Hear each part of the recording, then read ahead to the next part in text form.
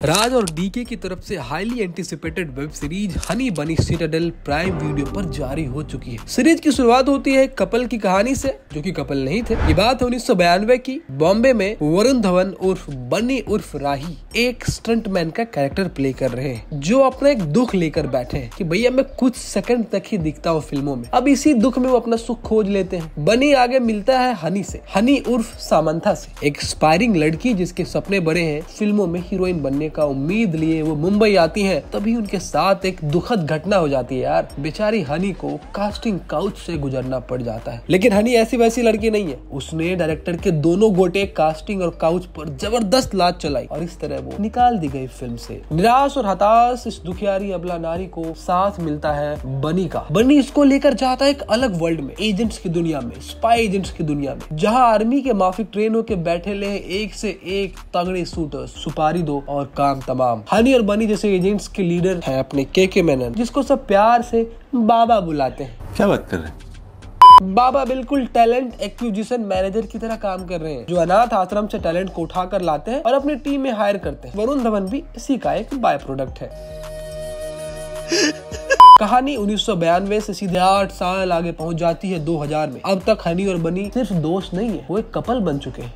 उनकी शादी हो चुकी है, उनकी एक बेटी भी है, जो बेचारी खुद कंफ्यूज है कि उनके असली डैडी कहाँ है। हनी और बनी के रिलेशन के लड़े कैसे लगे, हनी और बनी के बच्ची को कौन किडनैप करना चाहता है, इनके ग्रुप में दरार कैसे आया, बाबा के पाले हुए बच्चे हनी और बनी अलग कैसे हुए, सिटाडेल ने इन सब के बीच क्या क्या किया, इन सारे सवालों के जवाब आपको मिलेंगे आगे के एपिसोड्स में। इसी के साथ कहानी आगे बढ़ती है। सीरीज के कुछ अलग पहलुओं पर बात करते हैं। सबसे पहले बात करेंगे बैड एस सामंथा पर। सामंथा कौन से चक्की का आटा खाती है जो उनके शरीर से इतना एक्शन निकल रहा है। ऐसे हॉट और सेक्सी टैलेंटेड स्पाई से बंदा खुशी खुशी पिटना चाहेगा। फैमिली मैन में हमें एक छोटा सा टीजर दिखा था, यहाँ पर तो सामंथा पूरी की पूरी पिक्चर दिखा रहे हैं भाई। इंडियन फिल्म इंडस्ट्री में ऐसी बहुत ही कम एक्ट्रेस है जिनका एक्शन सामंथा जितना कन्विंसिंग है। पिस्टल दे दो, स्नाइपर दे दो, राइफल दे दो, मशीन गन दे दो, कुछ भी थमा दो भाई, हनी सामने वाले के पसीने छुड़ाने के लिए हमेशा तैयार रहते हैं। Apart from this aggressive spy agent,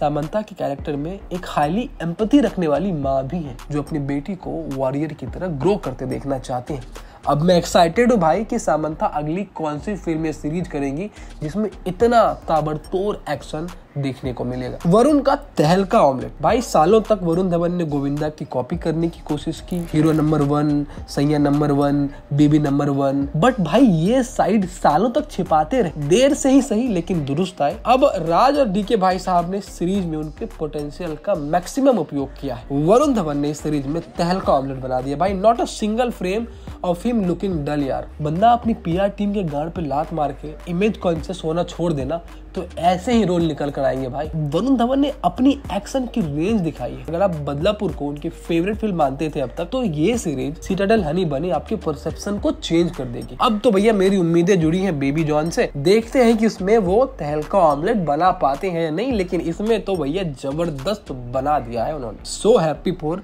Shivankit परिहार। वफादारों का वफादार मैं भी हूँ, हनी बनी का एक यार, जो इस सीरीज में करता है स्पाई यूनिवर्स की दुनिया से प्यार। नमस्कार, मैं राजा रवीश कुमार।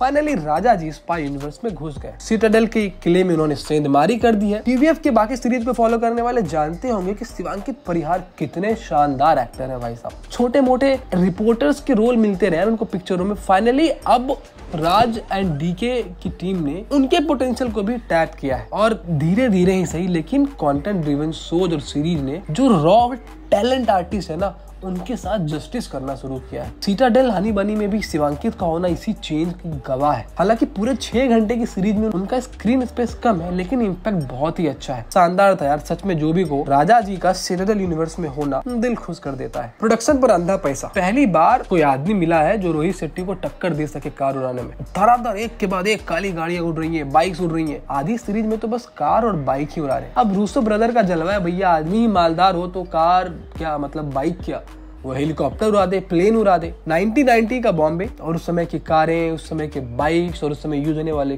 टेक्नोलॉजी, चाहे कंप्यूटर हो, कपड़े हो, छोटे छोटे डिटेल्स पर बहुत अच्छे से काम किया गया। ये आप तभी कर सकते हैं जब आपके पास प्रोडक्शन टीम में अच्छे बंदे हो और आपकी बजटिंग बहुत अच्छी हो। इसके अलावा सीरीज में मैं एक और इंसान का जिक्र करना चाहूंगा जिनका नाम है जोहान हर्लिन एड। अब ये है इसके डीओपी। भाई साहब ने इतने अच्छे कैमरा मूवमेंट्स कैप्चर किए इस सीरीज में जो इसको और एक लेवल अपलिफ्ट कर देती है। चाहे कार चेज हो या बाइक चेज हो या हैंड हेल्ड एक्शन वाला सीक्वेंस हो, बहुत सही तरीके से उनकी शूटिंग की गई है। और जिस तरीके से कैमरा को ब्लॉक किया गया, आपको फील ऐसा लगता है कि यार आप उस जगह लड़ाई हो रही है, दो लोग मारपीट कर रहे हैं, पूरी की पूरी गैंग है, पलटन है, और आप वहां पर लाइव देख रहे हैं। जो इमर्सिवनेस लेकर आए उसके लिए भाई डीओपी को तो 21 तोपों की सलामी देनी चाहिए। अब बढ़ते कंक्लूजन की ओर। अगर आपके पास प्राइम चाचा और जियो दीदी के साथ 6 घंटे का खाली समय है तो आप ये सिटाडेल यूनिवर्स का स्टाइलिश इंडियन स्पिन ऑफ देख लीजिए।